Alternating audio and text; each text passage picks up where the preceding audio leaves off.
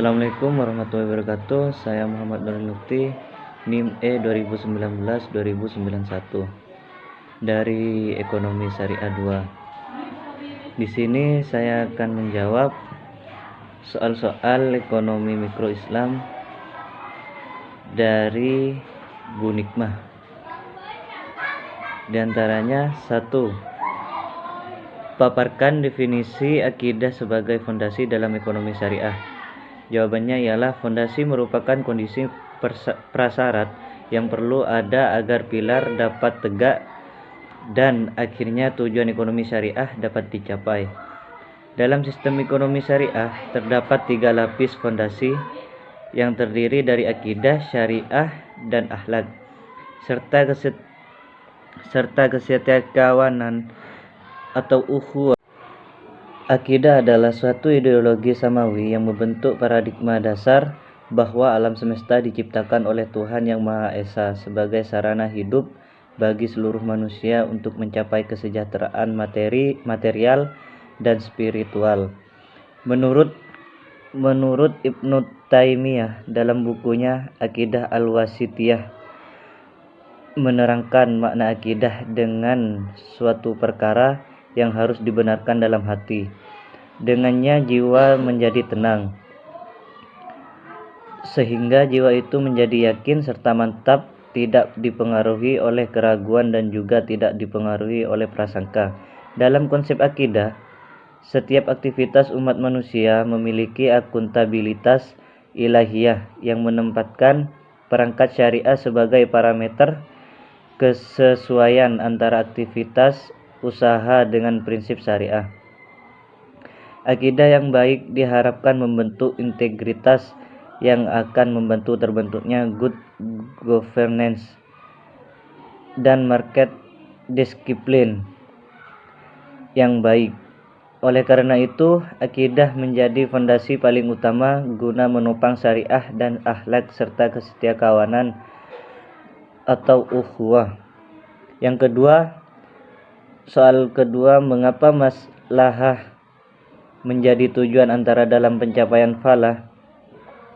Jawabannya ialah karena maslahah merupakan kesejahteraan umum yang sulit untuk dilakukan karena bukan hanya masalah ekonomi, tapi masalah agama, intelektual, keluarga dan keturunan, jiwa dan material, dan jika semua sudah terpenuhi, maka akan tercapainya falah tersebut. Jika salah satu dari kebutuhan tersebut tidak terpenuhi atau terpenuhi tetapi tidak seimbang, maka kebahagiaan hidup juga tidak akan tercapai dengan sempurna. Soal ketiga, apa definisi falah? Jawabannya ialah falah merupakan seruan kepada kaum muslimin untuk meraih kemenangan menurut Ustadz Tuba Jazil bin Damanhuri. Falah secara bahasa diambil dari aflaha yuflihu yang berarti kemenangan, kesuksesan dan kemuliaan. Kemenangan dan kemuliaan yang dimaksud adalah dalam hidup di dunia dan akhirat. Soal nomor 4, apa saja kajian dari ekonomi mikro Islam? Jawabannya ialah 1. Lebih pada mikro. 2. Ialah pengolahan rumah tangga. 3. Pengolahan individu.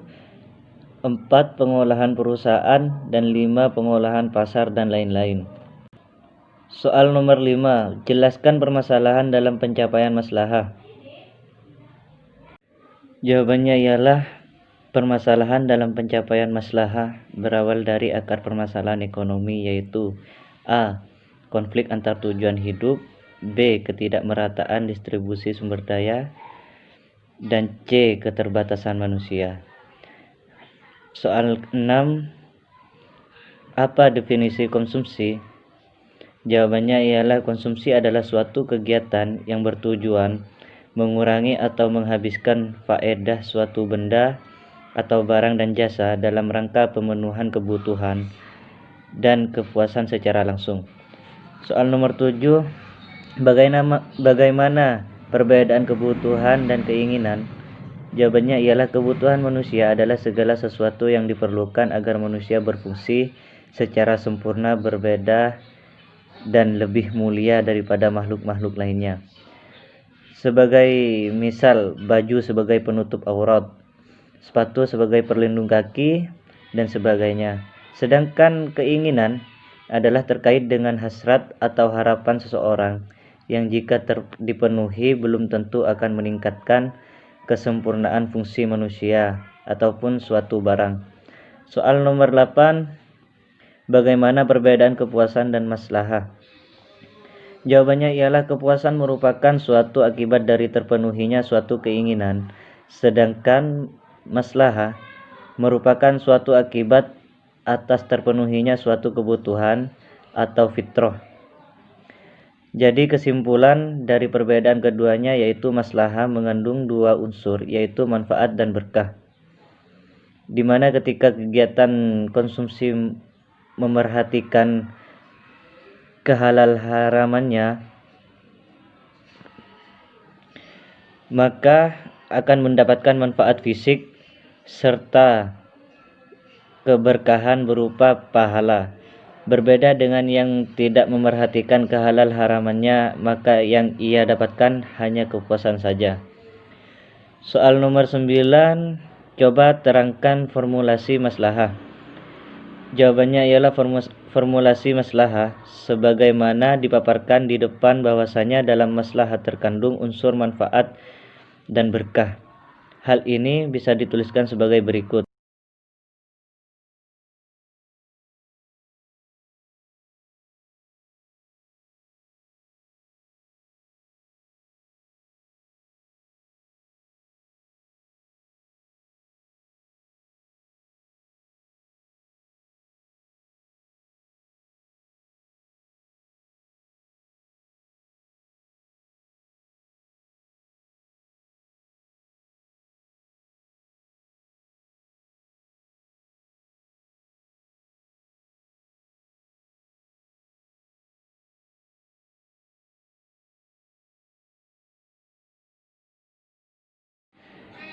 Dari formulasi tersebut dapat ditunjukkan bahwa ketika pahala suatu kegiatan tidak ada, misalnya ketika mengkonsumsi barang yang haram atau barang yang halal, namun dalam jumlah berlebih-lebihan, maka maslahah yang akan diperoleh konsumen adalah hanya sebatas manfaat yang dirasakan di dunia.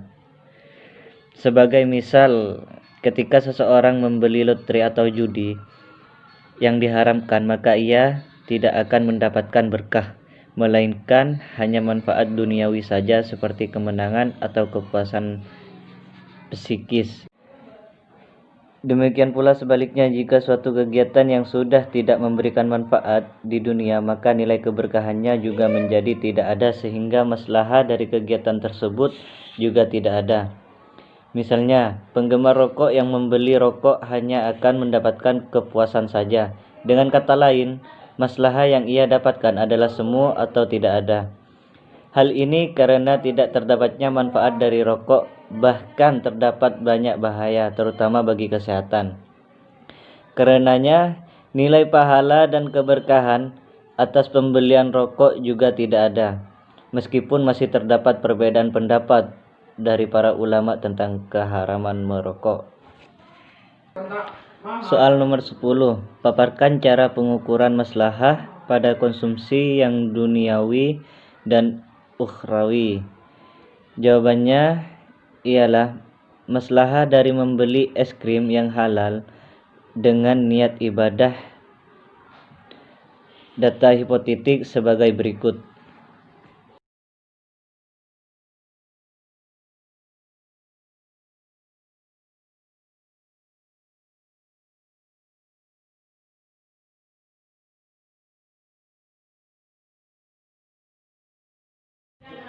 Nah, dalam kasus ini jelas bahwa pahala yang diterima oleh orang yang bersangkutan adalah 0. Soal nomor 11 ialah apa yang dimaksud dengan the law of diminishing marginal utility. Jawabannya ialah hukum tentang nilai guna tambahan yang terus turun-menurun adalah menunjukkan suatu ukuran kepuasan konsumen pada setiap tambahan konsumsi, baik itu berupa barang atau jasa. Soal nomor 11, jelaskan perbedaan muslim yang peduli maslahah dan muslim yang tidak peduli maslahah. Jawabannya ialah dapat disimpulkan bahwa maslahah lebih baik daripada utility, karena dalam utility hanya mementingkan kebutuhan diri sendiri dan duniawi semata, sedangkan dalam maslahah tidak hanya kebutuhan diri sendiri akan tetapi dapat bermanfaat kepada orang lain. Dalam maslahah juga tidak hanya mementingkan duniawi semata tetapi juga akhirat. Jadi orang yang peduli terhadap maslahah akan mendapat nilai lebih, yakni nilai keberkahan dibandingkan dengan orang yang tidak peduli terhadap maslahah, karena orang tersebut hanya mendapat nilai kepuasan duniawi saja, bukan untuk keberkahan atau manfaatnya.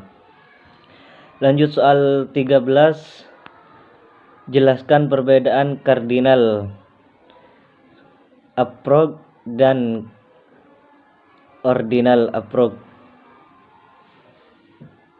Jawabannya ialah cardinal approach diasumsikan bahwa semakin banyak barang atau jasa yang halal dan thayyib yang dikonsumsi, maka semakin tinggi tingkat keberkahan yang diterima seorang muslim.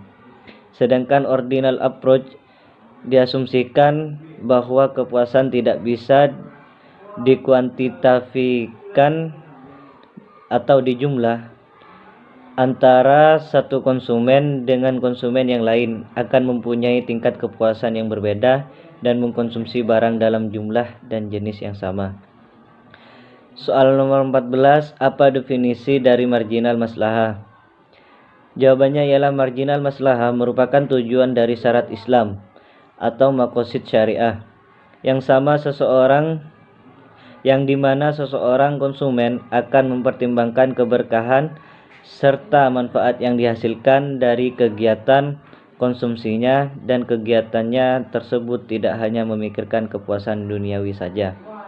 Soal nomor 15, jelaskan maksud dari kebutuhan daruriyat, hajiyat, dan tahsiniyat. Jawabannya ialah A. Daruriyat. Daruriyat adalah kebutuhan paling utama dan paling penting. Kebutuhan ini harus terpenuhi agar manusia dapat hidup layak. Jika kebutuhan ini tidak terpenuhi, hidup manusia akan terancam di dunia maupun akhirat. Kebutuhan ini meliputi hifdudin, menjaga agama, hifdunaf, menjaga kehidupan, hifdu akal, menjaga akal, hifdunas, menjaga keturunan, dan hifdumal, menjaga harta. B. Hajat.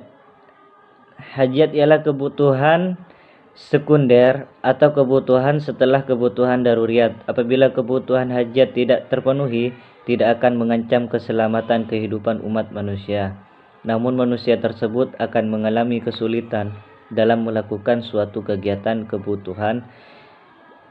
Ini merupakan penguat dari kebutuhan daruriyat. C. Tahsiniyat. Tahsiniyat adalah kebutuhan yang tidak mengancam kelima hal pokok, yaitu hifdudin, hifdunafs, hifdu akal, hifdunas, serta hifdumal, serta tidak menimbulkan kesulitan umat manusia. Kebutuhan ini muncul setelah kebutuhan daruriyat dan kebutuhan hajat terpenuhi. Soal nomor 16, mengapa jika tidak ada keberkahan konsumsi semakin lama menjadi jenuh?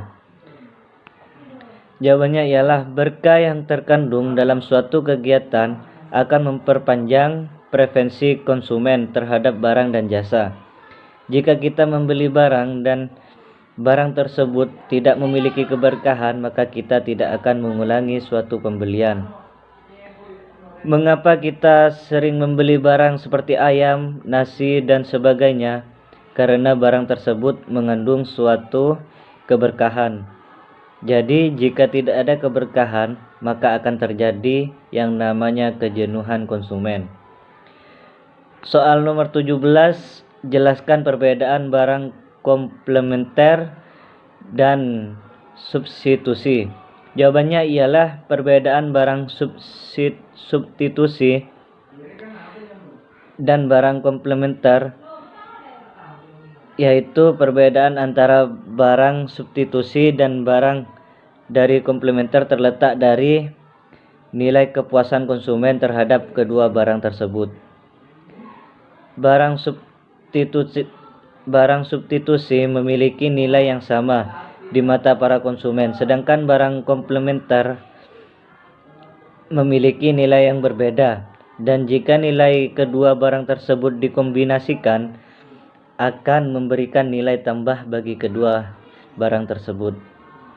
Soal nomor 18, apa definisi dari komplementer sempurna, dekat, dan jauh? Jawabannya ialah A. Komplementer sempurna. Tingkat komplementaris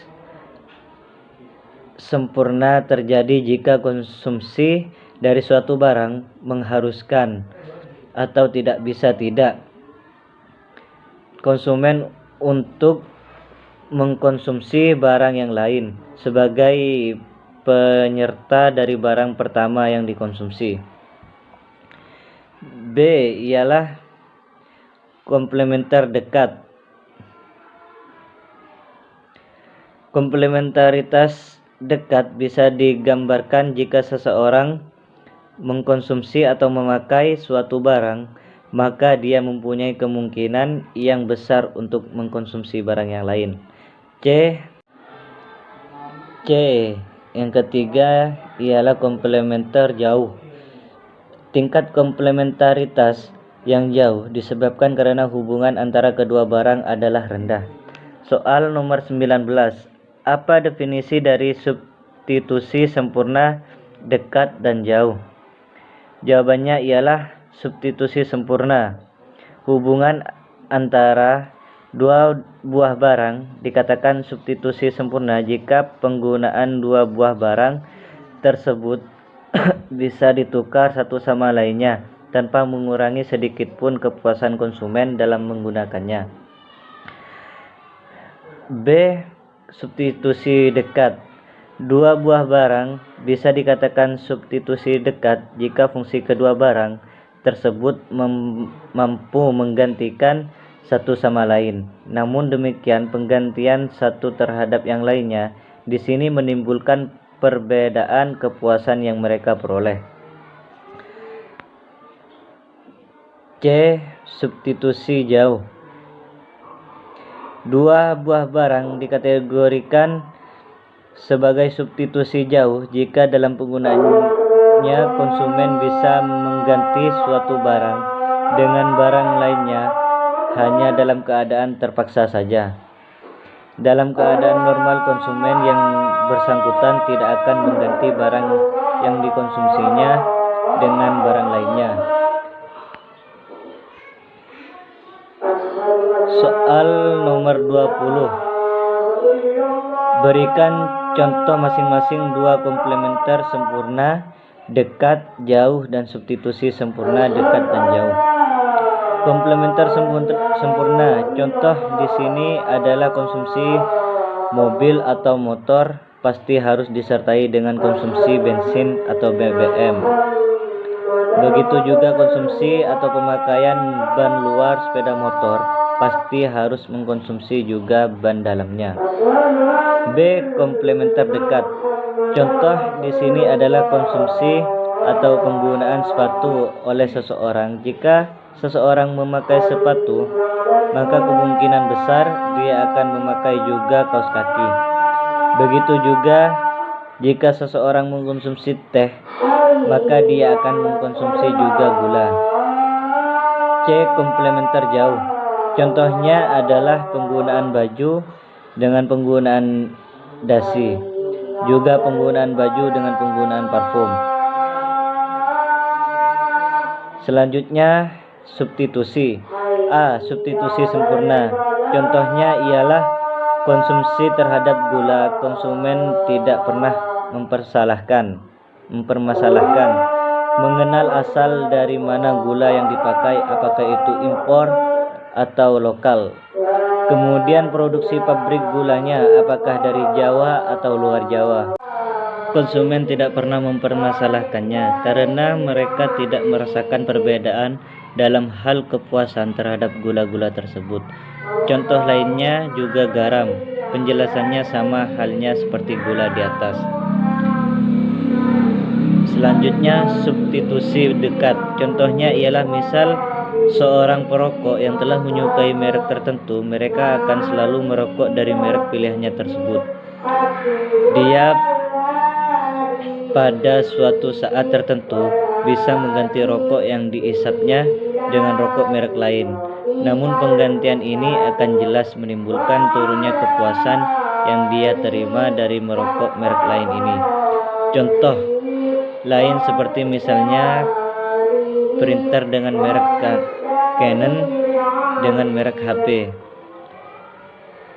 Selanjutnya, substitusi jauh. Contoh ialah nasi atau beras dengan roti atau gandum. Meskipun roti bisa mengganti nasi, namun bagi kebanyakan orang Indonesia, mereka tidak akan makan roti sebagai menu utamanya sepanjang masih ada nasi. Contoh lainnya adalah papeda dengan jagung. Penjelasannya sama seperti halnya di atas. Baik, sekian dari saya. Wassalamualaikum warahmatullahi wabarakatuh.